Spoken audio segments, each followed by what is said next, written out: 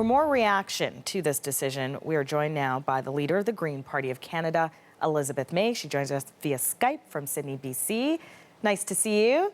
Nice to see you. Well, I don't quite see you, Michelle, but thank you for this conversation. I appreciate it. Yes, no problem. What do you think were the key factors that led to the U.S. decision? I mean, we kind of knew it was coming to some degree. We knew Obama was, not in favor of Keystone XL. But what do you think was sort of the nail in the coffin, if you will? Well, I think it was the falling price of a Canadian barrel of oil, the price of oil dropping around the world.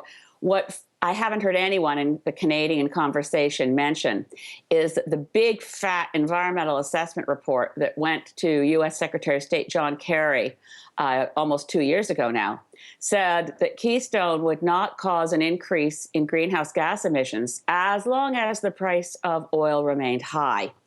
And the report specifically said that a falling price, if the price of a barrel of oil should go below $80 a barrel, then building Keystone would increase greenhouse gas emissions by providing a stimulus to increased production in Canada. So they were following actually their own environmental advice. I know in Canada it's been convenient to say that they were quote unquote playing politics. Well, it was a decision based on U.S. economic interests, but I think very strongly based on the climate factor and going right into the climate negotiations. This is a very good signal. Some are saying, though, that this is just a statement for now, that it's not over, especially when you think about the U.S. and, the chance of this new president perhaps being in favor of Keystone and bringing it all back up into the limelight. Well, we know Hillary Clinton is against it, so that means that pipeline enthusiasts in Canada have to be hoping for a Republican administration. Look, Asher, I think it's long since time that Canadians figured out what was in our interest as a nation. Why are we set on this notion, which we hear repeatedly, that we need to get bitumen to Tidewater? That translates as we have to get a raw product, unprocessed, shipped to refineries in other countries. That's the reason the major unions in this country oppose all the pipelines. The Green Party opposes all the pipelines because they're all about increasing production, increasing pollution, but shipping the jobs overseas. It makes much more sense to consider what's in our interest as a country. And I hope before the U.S. has presidential elections, we can figure out as a nation what's in our best interest, and it isn't pipelines. The Prime Minister seems to think it's in our best interests. Prime Minister Trudeau saying he's disappointed by the decision.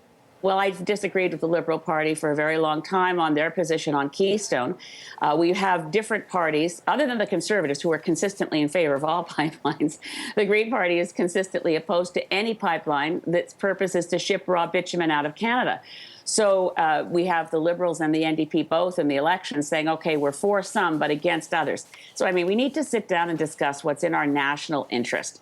And processing bitumen in Canada makes sense to me, makes sense to process it in northern Alberta. Then we can smooth out the boom and bust cycles that inevitably come from deciding we're a raw resource colony for other countries. If we process and have value added here, it's got to be better for our economy. And we need to make those decisions ourselves, not wait on the U.S. government to change its political stripe. Mm-hmm. Alberta Premier Rachel Notley is saying that, we need to highlight and look at alternative pipeline routes in Canada. So what are your thoughts on that, looking at some of these other alternatives? Well, I've been encouraged by Premier Notley also saying that they need to do more value added in Alberta. Look, there's solutions here for Canada's climate challenge, and there are solutions for our economy, and they're generally the same solutions. But we have to sit down at the same table and talk about it. Under the previous administration federally, we didn't have any federal-provincial conversations on energy. I think it's time, and I certainly hope our new Prime Minister, that Prime Minister Trudeau will convene a meeting on energy. I'll be at the negotiations taking place at the end of this month and through mid-December, and the premiers will be there. I'm hoping that we can have, even on the fly, some conversations about what's the solution here? How do we reduce greenhouse gases fast enough to secure our children's future, which, by the way, includes our future economic success, and at the same time stimulate our economy, and at the same time not be wasting our time arguing over pipelines that don't make sense in the first place. What about all those people in the oil and gas sector saying this is a huge blow to the growth of this industry and the jobs it creates, and that finding a possible solution will take years? Well, I think that the labor unions can be reliably counted on to speak on behalf of jobs. And when I tell you that the labor unions are opposed, Northern Alberta's biggest unions, opposed to Keystone because they said it was shipping out tens of thousands of jobs to refineries in other countries. So when you look at that issue, what we're talking about is the interests of large corporations, generally headquartered outside Canada, that own the oil sands mines that they have created, want to ship their product to their refineries outside of Canada.